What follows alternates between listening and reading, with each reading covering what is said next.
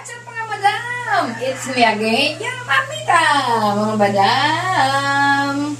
Magluluto tayo ngayon ng ginataang manok. Lalagyan natin ng malunggay, masustansya na naman ang lulutuin ni Mamita Waray. Tara mga madam, lutuin na natin. Magigisa tayo ng sibuyas.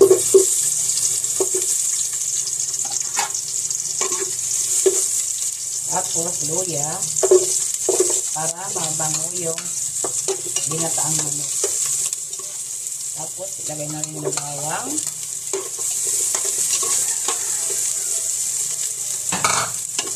Tapos lutuin natin ng konti. Igisa na rin natin yung manok. Pinakuluan ko muna yung manok.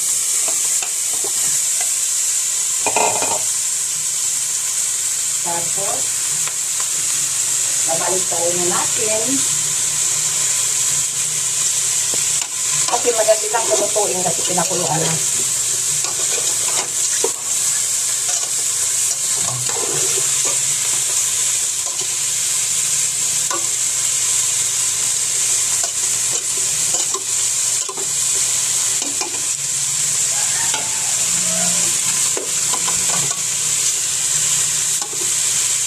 Nakulo ng lambot kasi.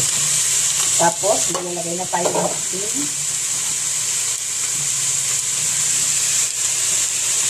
Parang ano. Nilagay na natin ng asin. Tapos,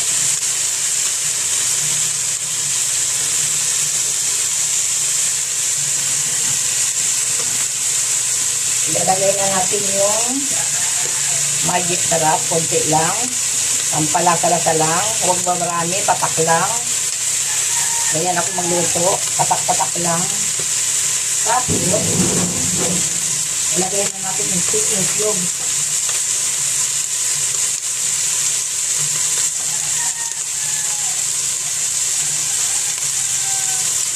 Ilagay na natin yung chicken cube para masarap.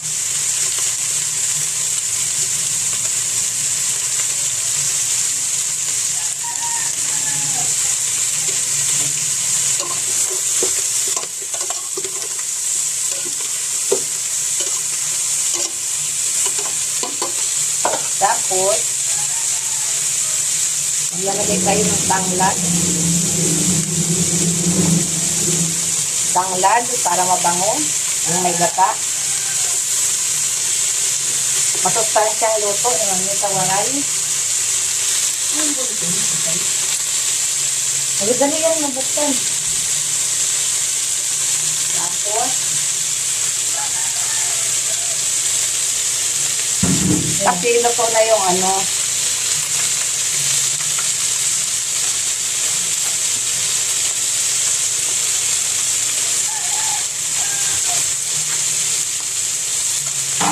Maglalagay na tayo ng malunggay.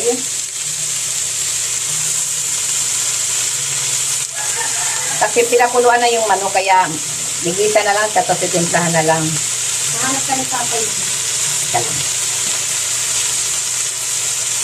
Yan, ganyan.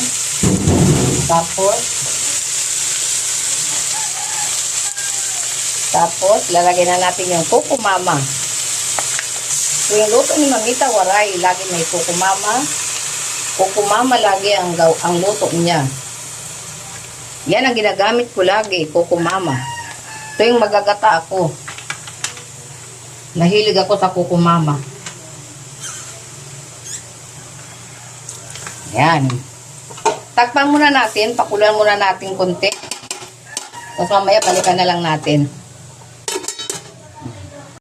Yan mga madam. Luto na ang ginataang manok. Ayan. Itutok mo. Ginataang manok. Ayan o mga madam. Masarap ng sabaw. Ayan o. Sarap ng sabaw o. Sarap ginataang manok na may tanglad. Ayan o. Nilagyan tanglad ni Mamita. Tikman nga natin kung masarap na.